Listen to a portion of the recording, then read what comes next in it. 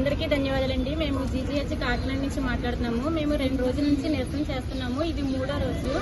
మా మెయిన్ ఏంటంటే మేము గత 15 సంవత్సరాల నుంచి లేదా గత 10 సంవత్సరాల నుంచి కాంట్రాక్ట్ బేసిక్ లో చేస్తున్నాము.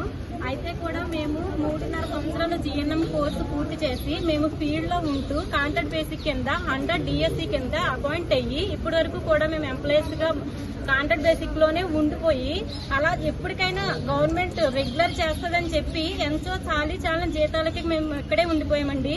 అది కాదని చెప్పి ఇప్పుడు ఏఎన్ఎంగా అపాయింట్ అయ్యి చేసి ఏఎన్ఎంగా ట్రైనింగ్ అయిన వాళ్ళని జస్ట్ ఒక 1.5 year వాళ్ళకి ట్రైనింగ్ ఇచ్చి వాళ్ళని ఇప్పుడు రెగ్యులర్ పోస్ట్ లో నియమించాలనుకుంటున్నారు. ఇది చాలా దారుణంగా ఏ ప్రభుత్వానికి అనిపించట్లేదని నేను ప్రశ్నిస్తున్నానండి.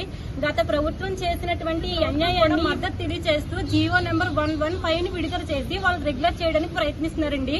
ఇది ఎంతవరకు న్యాయమో ఒకసారి ఇప్పుడున్న ప్రభుత్వాన్ని మేము ప్రశ్నించి అడుగుతున్నామండి. ఇది మేము ఎవరిని కూడా మాకు అన్యాయం కానిది, మాకు న్యాయం కానిది మాకు ఇవ్వండి అని మేము అనట్లేదండి. మేము న్యాయమైన పోరాటమే చేస్తున్నాము. ఎందుకంటే మేము చాలా డబ్బులు ఖర్చు పెట్టి మా వయసుని హెచ్చించి మేము ఎంతగానో చదువుకొని వచ్చామండి. ఆఫ్టర్ ఆల్ ఒక 18 నెలల కోర్సు కంప్లీట్ చేసిన వాళ్ళకి ఇచ్చేటువంటి ఈ జీవో వల్ల మా జీవితాలు నష్టపోతున్నాయండి. మేమేం అన్యాయంగా మాకు వచ్చామని మేము అడుగుతలేదు. మా న్యాయమైన పోరాటాలే మా డిమాండ్లే మేము చేస్తున్నాము.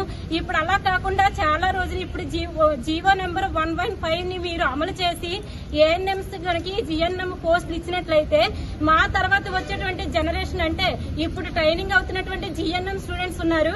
ఆ స్టూడెంట్స్ ఎంఎస్సీలు బిఎస్సీలలో చేసిన స్టూడెంట్స్ ఉన్నారు. ఇంకా వాళ్ళు రిలీవ్ అవుతారు. ఇంకా వాళ్ళ పరిస్థితి ఏంటి ఒకసారి ప్రభుత్వం వారు ఆలోచించాలండి. ఇంకా వాళ్ళు కూడా ఏమనుకుంటారంటే ఫ్యూచర్ లో ఇంకా మేము బిఎస్సీలు చదవాలి, ఎంఎస్సీలు చదవాలి అని అనుకోరండి. ఇంకా ఏఎన్ఎం ఒకటి చదివితే చాలు మనకి జాబ్ ఇచ్చేస్తుంది గవర్నమెంట్ అని వాళ్ళు ఉంటారండి. ఎక్కడ విలువ ఉందో నాకు అర్థం కావట్లేదండి. ఈ విషయాన్ని ప్రభుత్వం వారు పునఃపరిశీలన చేయాలని నేను కోరుతున్నానండి. ఎందుకంటే దీని వల్ల చాలా అనర్థాలు ఉన్నాయండి. ఒక రకంగా మేము నష్టపోతున్నాం, రెండో రకంగా పేషెంట్లు నష్టపోతున్నారు. మీ ఒక ప్రణాళిక అనేది లేదు. ఒక వైద్యంలో ఒక ప్రణాళిక ప్రకారంగా ఉన్నతమైనటువంటి వైద్యం అందించడమే పేషెంట్లు సేవ చేయడానికి ఉపయోగపడుతుందని అందరికీ తెలుసు. మరి ఇలాంటి తప్పుడు నిర్ణయాన్ని సమర్థిస్తూ పోయిన ప్రభుత్వం వారు చేసినటువంటి ఈ నిర్ణయాన్ని మళ్ళీ ఇప్పుడు ప్రభుత్వం వారు సమర్థిస్తూ ఈ 115 ఎలా రిలీజ్ చేస్తారనేది మాకు అర్థం కావట్లేదండి. మేమేమి కూడా మాకు ఇచ్చేయండి, వాళ్ళకి ఇవ్వద్దని మేము అనట్లేదండి. ఏదైనా కానీ ఒక ఎడ్యుకేషన్ క్వాలిఫికేషన్ ఉపయోగించి వాళ్ళని పెట్టమని అడుగుతున్నాము. మాకంటూ ఒక ఎడ్యుకేషన్ క్వాలిఫికేషన్ మేము సంపాదించుకున్నాం. మేము 3.5 years కూడా కష్టపడి చదివి మాకు ఎడ్యుకేషన్ క్వాలిఫికేషన్ మేము సంపాదించుకున్నాం. ఆ రూల్స్ ఐఎన్సీ రూల్స్ ప్రకారంగా మేము వచ్చాం, డిఎస్సీలో సెలెక్ట్ అయ్యాం. మరి ఎందుకు మాకు గవర్నమెంట్ ఇంత అన్యాయం చేస్తుందో మాకు ఇప్పటికి కూడా అర్థం కావట్లేదండి. ఇప్పటికైనా మించిపోయింది లేదు. మా నిరసన ఇప్పటి వరకు కూడా ఇది 3వ రోజు. మేము అందరం కూడా పోరాటం చేస్తాము. ఒకవేళ ఇది కూడా జరగకపోతే మా పూర్తి విధులను బహిష్కరిస్తాం. ఇప్పుడు కూడా మేము గవర్నమెంట్ కి కూడా ఎటువంటి కూడా మేము భంగం కలిగించట్లేదండి. డ్యూటీస్ కి మార్నింగ్ డ్యూటీ ఉన్న వాళ్ళందరూ మార్నింగ్ డ్యూటీలో ఉంటున్నారు. మళ్ళీ డ్యూటీస్ ఎక్కడ అవకతవకలు ఏర్పడతాయని చెప్పేసి వాళ్ళందరూ కాకుండా ఎవరైతే ఈవినింగ్ లో ఉన్నారో వాళ్ళు డ్యూటీలకు వెళ్లి మార్నింగ్ వాళ్ళని చేస్తున్నామండి. ఇదంతా కూడా మేము పేషెంట్ల కోసం ఆలోచించి మేము చేస్తుంటే మా ఆవేదన ఎందుకు గవర్నమెంట్ వినట్లేదో నాకు అర్థం కావట్లేదండి. దయచేసి ఎక్కువైనా మించిపోయింది ఏమీ లేదు. మీరు కనుక మాకు స్పందించి మాకు న్యాయం జరిపించి 115 జీవో రద్దు చేయకపోతే ఈ పరిస్థితి ఇంకా విషమించుతుందండి.